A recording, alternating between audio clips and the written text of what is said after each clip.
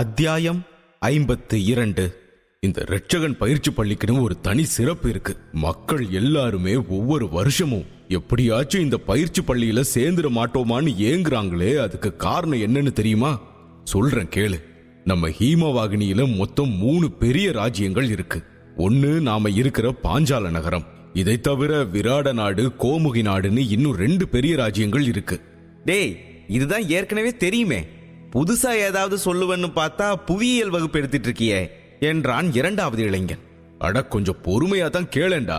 இந்த 3 ராஜ்யங்களோட மைய பகுதியில் இருக்கிறது தான் இந்த இரட்சகன் பயிற்சி பள்ளி. 3 ராஜ்யங்களுக்கும் பொதுவுல இருக்கிறதுனால இது 3த்துக்குமே பொதுவானது. இந்த பயிற்சி பள்ளியே ஒரு குட்டி நாடு மாதிரி தான் இருக்கும். ஏன்னா இவங்க யாரோட அதிகாரத்துக்கும் கட்டுப்பட மாட்டாங்க. இவங்க ஒரு தனி ஆளுமை. இது எந்த நாட்டுக்கும் சொந்தமானது இல்லையா? அதுதான் இதோட சிறப்பே. இது எல்லா நாட்டுக்கும் சொந்தமானதுதான். ஆனா எந்த நாடும் இவங்கள அதிகாரம் பண்ண முடியாது.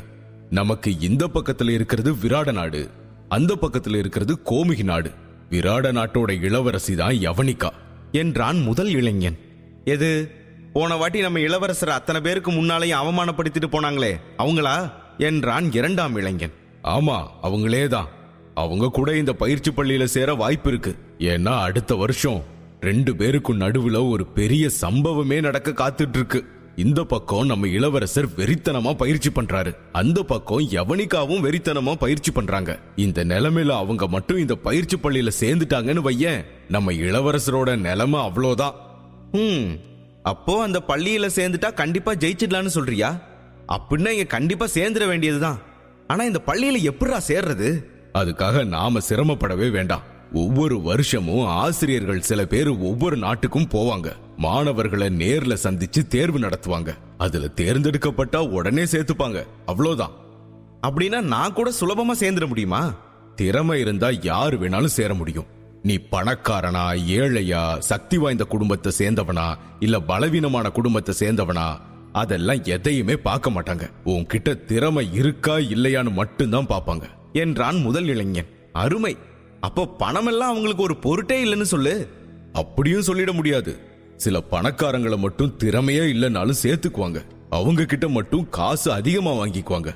ஆனா அவங்களையும் நல்ல விதமா தேத்தி தான் அனுப்புவாங்க என்றான் முதல் இளைஞன். அது சரி, இந்த தேர்வு எப்போ நடக்கும்? ஆசிரியர்கள் எப்போ வருவாங்க? என்றான் 2ஆம் நபர். அது சரியா தெரியலடா. ஆனா அதுக்கு தான் எல்லாருமே ஆவலா காத்துக்கிட்டு இருக்கோம் என்றான். பாஞ்சால நகரில் உள்ள அனைவரும் இரட்சகன் பயிற்சி பள்ளியில் இருந்து வரும் ஆசிரியர்களுக்காக ஆவலுடன் காத்திருந்தனர். அங்கே இடம் கிடைத்து விட்டால் தமக்கு மரியாதை கிடைக்க ஆரம்பித்துவிடும், நல்ல முறையில் வாழ்க்கை நடத்தலாம் என்று அனைவரும் நினைத்தனர். அங்கே சென்று சேர்ந்த பிறகு குறைந்தபட்சம் அனைவரும் அபராஜிதன் தரத்தை எட்டுவார்கள் என்பது அனைவரும் அறிந்த ஒன்றுதான். பாஞ்சால நகரின் தெருக்களில் அதிக சத்தம் இருந்தது. மேலும் பலர் நகரத்திலிருந்து வரும் சாலைகளில் எப்போதுமே ஒரு கண் வைத்திருந்தார்கள். சமரன் இதற்கெல்லாம் நேர்மாறாக இருந்தான். அவன் தனது வேலையில் ஆர்வமாக ஈடுபட்டிருந்தான். சில காலம் கழித்து தான் இந்த நகரத்தை விட்டு வெளியேற வேண்டும் என்று அவனுக்கு நன்றாக தெரியும். எனவே செல்வதற்கு முன் 1 வருடத்திற்கு தேவையான மருந்துகளை தயாரித்து கொடுத்து விட்டு செல்ல நினைத்தான். சமரனின் இந்த கடின உழைப்பை கண்டு வருணமித்திரர் கூட அவன் மீது பரிதாபப்பட்டார். மேலும் அவரும் சமரனுக்கு மருந்து தயாரிப்பதில் உதவி செய்தார். இருவரும் அவசரமாக மருந்துகளை தயாரித்துக் கொண்டிருந்தனர்.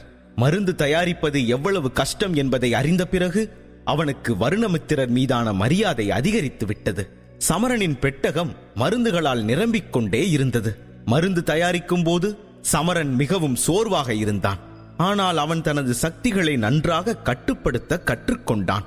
இரத்தத்தை நிறுத்தும் மருந்தை தயாரிப்பதில் அவன் தேர்ச்சி பெற்றிருந்தான். அப்போதுதான் எதிர்பாராத ஒரு விஷயமும் நடந்தது. அவன் மருந்துகளை தயாரித்து முடிக்கும் தருவாயில் சமரனின் சக்திகள் திடீரென அவனது உடலிலிருந்து வெளிப்படத் தொடங்கியது. சமரன் அப்போது அபராஜிதன் தரத்தில் 4 நட்சத்திரங்களை அடைந்து விட்டதை உணர்ந்தான். மறுநாள் சமரன் வழக்கம் போல பயிற்சி மைதானத்திற்கு சென்றான். மெல்ல நடந்து அங்கிருந்த தோட்டத்திற்கு அருகே சென்றான். அங்கே மேகராணி அமர்ந்து பூக்களை ரசித்துக் கொண்டிருந்தாள். மேகராணியை பார்த்தவுடன் சமரனின் முகத்தில் புன்னகை மலர்ந்தது. அவள் அழகை பற்றி யோசித்துக் கொண்டே மேகராணியை நோக்கி நடக்கத் தொடங்கினான். சமரன் வருவதை உணர்ந்த மேகராணி திரும்பி பார்த்தாள். வா சமரா, நீ இன்னும் 2-3 நாள்ல கிளம்ப போறேன்னு கேள்விப்பட்டேன். ஆனா எதுக்காக இவ்வளவு சீக்கிரமா நீ போகணும் என்றாள். இதைக் கேட்ட சமரன் சட்டென நின்று விட்டான். அவளுடைய கேள்விக்கு எப்படி பதில் சொல்வது என்று புரியாமல் தவித்தான். பிறகு மீண்டும் நடக்க ஆரம்பித்து அவளை நெருங்கினான். அப்போதுதான் மேகராணி வருத்தமாக இருப்பதை உணர்ந்தான். அவள் சோகத்தை உணர்ந்த சமரன் அவள் தலையில் கை வைத்து கூந்தலை வருடியபடி, "என்னாச்சு மேகா? ஏன் என்னவோ மாதிரி இருக்க?" என்று அக்கறையோடு கேட்டான். ஆனால் அவள் பதில் எதுவும் சொல்லவில்லை. "இதோ பாரு மேகா, எனக்கு சில முக்கியமான வேலை இருக்கு. அதனாலதான் நான் புறப்பட போறேன். எவ்வளோ சீக்கிரம் முடியுமோ அவ்வளோ சீக்கிரம் திரும்பி வந்துடுவேன்" என்றான். "உன்னோட முக்கியமான வேலை என்னன்னு எனக்கு தெரியும். பயிற்சிக்காக ரட்சகன் பயிற்சி பள்ளிக்கு போகணும், அதானே? போன முறை நான் கேட்டபோது உனக்கு அங்க போக விருப்பம் இல்லைன்னு தானே சொன்ன. அப்புறம் இப்ப மட்டும் என்னாச்சு? ஏன் இந்த திடீர் மாற்றம்?" என்றாள். அது சில காரணங்களுக்காக நான் என் முடிவை மாத்திக்கிட்டேன். காலம் வரும்போது உனக்கே எல்லாம் புரியும் மேகா என்றான். மேகராணி அவனுடைய அவசர வேலையை யூகித்து, "அந்த முக்கியமான வேலைக்கு காரணம் என்னன்னு எனக்கு தெரியும். அந்த யவனிகா தானே?" என்றாள். தலையை வருடி கொடுப்பதை சட்டென நிறுத்தி கொண்டான் சமரன். "சொல்லு சமரா, அவளை எதிர்த்து ஜெயிக்கிறதுக்காக தானே வெளியூருக்கு போற?" என்றாள். "அந்த சவால் எல்லார் முன்னிலையிலும் எடுக்கப்பட்டது மேகா. அதிலிருந்து நான் தப்பிச்சு போக முடியாது. அப்படி தப்பிச்சு போனா நீயே என்ன வெறுத்துட மாட்டியா? அதோட பயந்து ஓடுறது ஒரு வீரனுக்கு அழகில்ல. அது மட்டும் இல்ல, அன்னைக்கு என்ன நடந்தது, நான் ஏன் இவ்ளோ கோவமா இருக்கேன்னு எல்லாரையும் விட அதிகமா உனக்கு தானே தெரியும். நீயே என்ன தடுக்கலாமா?" என்று சொல்லி அவளை சமாதானப்படுத்த முயற்சி செய்தான். ஆனால் அவள் சமாதானமாவதாக தெரியவில்லை. "இப்போ நீ எதுக்கு உன் மூஞ்சி இப்படி வச்சிருக்க? இப்படி சோகமா இருந்தா நான் எப்படி நிம்மதியா இருக்க முடியும்? ஒரு வருஷம் மட்டும் கொஞ்சம் பொறுமையா இரு. அதுக்குள்ள நான் சீக்கிரமா வேலையை முடிச்சிட்டு திரும்பி வந்துடுறேன்" என்றான் சமரன். மேகராணி ஏதோ ஒரு யோசனைக்குள் மூழ்கி இருந்தாள். "ஏய் மேகராணி, நான் பாட்டுக்கு பேசிட்டே இருக்க, நீ என்ன அப்படி யோசிக்கிற?" என்றான் சமரன். "சமரா, என்கிட்ட ஒரு திட்டம் இருக்கு. அது மூலமா கண்டிப்பா உன்னால அந்த யவனிகாவை தோக்கடிக்க முடியும், அதுவும் ரொம்ப சீக்கிரமாவே" என்றாள். இதை கேட்ட சமரன் புன்னகைத்தான். "இப்போ எதுக்கு சிரிக்கிற? நீ சிரிக்கிறதுல இருந்தே தெரியுது, எப்படியும் நீ என்னோட யோசனையை ஏத்துக்க போறதில்ல. இனி சொல்றதுனால மட்டும் என்ன பிரயோஜனம் இருக்கு என்று சலித்துக் கொண்டாள். "அப்படி இல்ல மேகா, நீ என் மேல இருக்கிற பாசத்துல ஏதேதோ சொல்ற. அதெல்லாம் ஒத்து வராதுன்னு உனக்கே நல்லா தெரியும். நான் இப்போ ரட்சகன் பயிற்சி பள்ளிக்கு போக வேண்டியது ரொம்ப ரொம்ப முக்கியம். அப்பதான் என்னால அந்த ரட்சமலர் வம்சத்தை ஜெயிக்க முடியும். அதனால நீ ஒரு வருஷம் எனக்காக காத்துட்டு இருக்கதான் வேணும்" என்றான். எனினும் அவள் சம்மதிக்காமல் முகத்தை தொங்க போட்டுக்கொண்டு சோகமாக இருந்தாள்.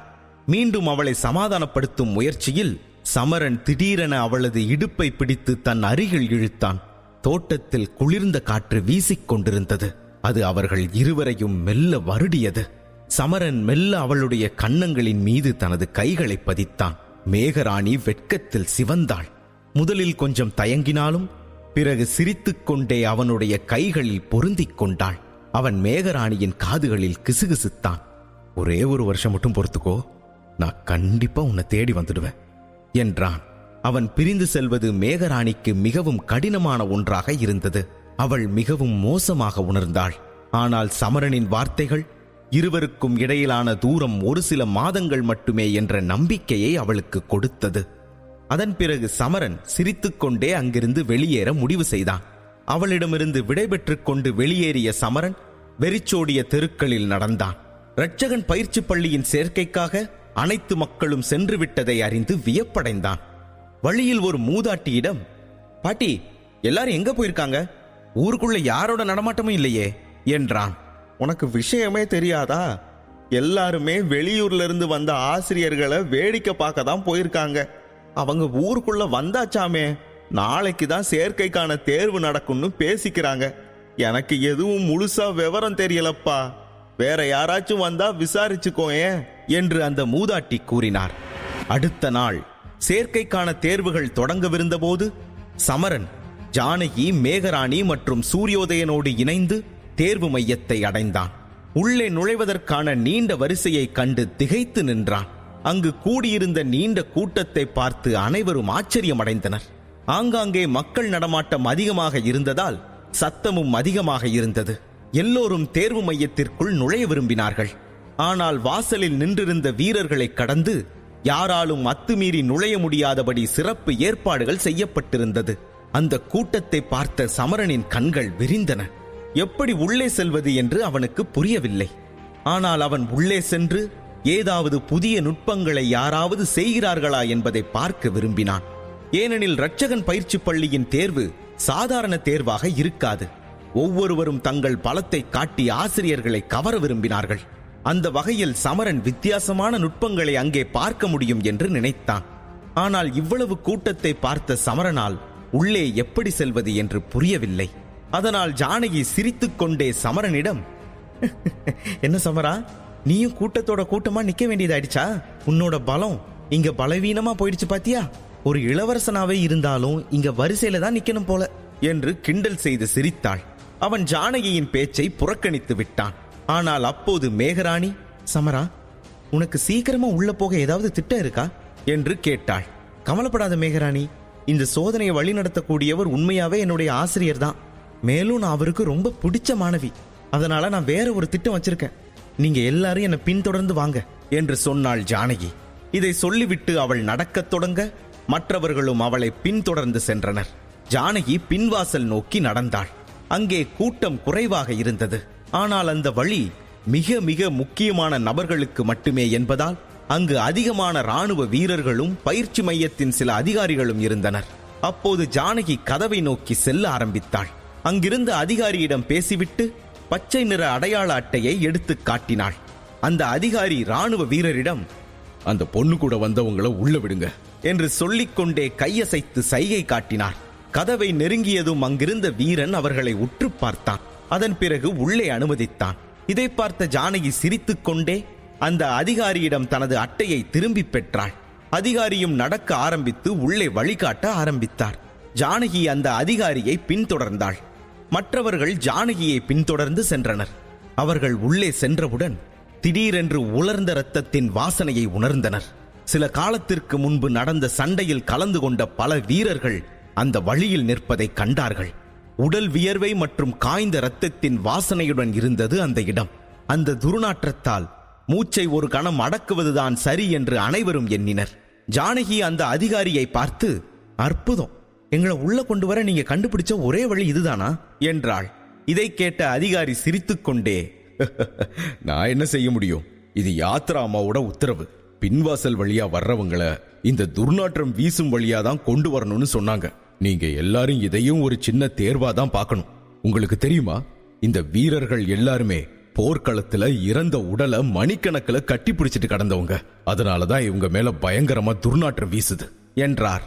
ஜானகியுடன் வந்திருந்த அனைவரும் அதிகாரியை ஒரு பார்வை பார்த்தனர். அதன் பிறகு ஜானகி சிரித்துக்கொண்டே அந்த அதிகாரியிடமிருந்து விடைபெற்று உள்ளே செல்ல ஆரம்பித்தாள். அந்த அதிகாரியும் அவளிடமிருந்து விடைபெற்று மீண்டும் பின்வாசலுக்கு சென்று நின்றார். ஜானகியும் அவளை தொடர்ந்து வந்தவர்களும் உள்ளே நுழைந்தவுடன் திடீரென பெரிய பச்சை நிற மேடையை கண்டனர். அதன் அருகில் நூற்றுக்கணக்கான மக்கள் இருப்பதை அவர்களால் பார்க்க முடிந்தது. அவர்களில் சிலர் மிகவும் மகிழ்ச்சியுடன் காணப்பட்டனர். அவர்கள் தேர்ச்சி பெற்றதை யூகிக்க முடிந்தது. ஜானகியை ஒரு பெண் சிரித்தபடி அழைத்தாள். ஏ ஜானகி, நீ எப்படி இருக்க? அடக்கடவுளே, நீ எவ்வளோ குண்டாயிட்ட என்று சொல்லிக்கொண்டு அந்த பெண் ஓடி வந்து ஜானகியை கட்டிப்பிடித்துக் கொண்டாள். ஜானகியும் அவளை பார்த்து மிகுந்த மகிழ்ச்சி அடைந்தாள். பிறகு ஜானகி அந்த பெண்ணை எல்லோரிடமும் அறிமுகப்படுத்தி வைத்தாள். இவதான் என்னோட சிறந்த தோழி வெண்மலர். நாங்க 2 பேரும் பயிற்சி பள்ளியில எப்போதும் ஒன்னாதான் இருப்போம் என்றாள். இதை கேட்டதும் அனைவரின் கவனமும் சிவப்பு நிற ஆடை அணிந்த அந்த பெண் மீது திரும்பியது. இந்த நேரத்தில் அவள் அனைவரையும் பார்த்து மரியாதையோடு புன்னகைத்தாள். தேர்வில் தேர்ச்சி பெற்ற இளைஞர்கள் ஜானகியையும் வெண்மலரையும் பார்த்து கொண்டிருப்பதை சமரன் கவனித்தான். அதே நேரம் இரு பெண்களையும் பார்த்ததில் அவர்களுக்குள் மிக ஆழமான நட்பு இருப்பதும் தெளிவாக தெரிந்தது. ஜானகி வெண்மலரிடம் தன்னோடு வந்தவர்களை அறிமுகப்படுத்தினாள். ஏ மலர், இவங்க தான் எங்க தாரகிய வம்சத்தோட இளைய தலைமுறை. இதோ இவ பேரு தான் மேகராணி. ரொம்ப அழகா இருக்கால. ஆனா அவளோட தோற்றத்தை பார்த்து அவ ரொம்ப சாதுவான பொண்ணுன்னு நினைச்சிட வேண்டாம். இந்த அப்பாவி பொண்ணு கொஞ்ச நாளைக்கு முன்னால சந்தைக்கு நடுவுல ஒரு மருத்துவரையே அவமானப்படுத்திட்டானா பாத்துக்கோங்க. அப்புறம் இவ தான் தரங்கினி, எங்க வம்சத்தோட அழகான பெண்கள்ல இவளும் ஒருத்தி என்று சொல்லிக் கொண்டிருக்க, சும்மா சொல்லக்கூடாதுமா, உங்க வம்சத்துல இருக்கிற பொண்ணுங்க எல்லாரும் அழகாதான் இருக்காங்க உன்னை தவிர. இவங்க மட்டும் எங்க பயிற்சி பள்ளியில சேர்ந்துட்டா மாணவர்களோட பார்வையெல்லாம் இவங்க 2 பேர் மேலதான் இருக்கும் போல இருக்கே என்றாள். இது என்னோட அண்ணன் சூரியோதயன். அப்புறம் எனக்கு இன்னொரு அண்ணனும் இருக்கான். ஆனா அவன் என்ன மாதிரி கிடையாது என்று சொல்லிக்கொண்டே சமரனை நோக்கி திரும்ப, அவள் சமரன் முறை வந்ததும் தோழியின் காதில் ஏதோ கிசுகிசுத்தாள். ஏய், இதுதான் சமரன், நான் சொன்னேன்ல அவன்தான் என்றாள். சமரனை கண்ட அந்த பெண் ஜானகியிடம், இந்த சமரன் தான் அந்த சமரனா? நீ சொன்னியே 3 நட்சத்திரங்களோட தோற்று போன சமரன், அவன்தானே இவன் என்றாள். சமரன் மாவீரனாகும் தருணத்தை தெரிந்து கொள்ள உடனே பாக்கெட் எஃப்எம் டவுன்லோட் செய்து இலவசமாக கேளுங்க. போர் கண்ட சிங்கம். லிங்க் டிஸ்கிரிப்ஷனில் கொடுக்கப்பட்டுள்ளது.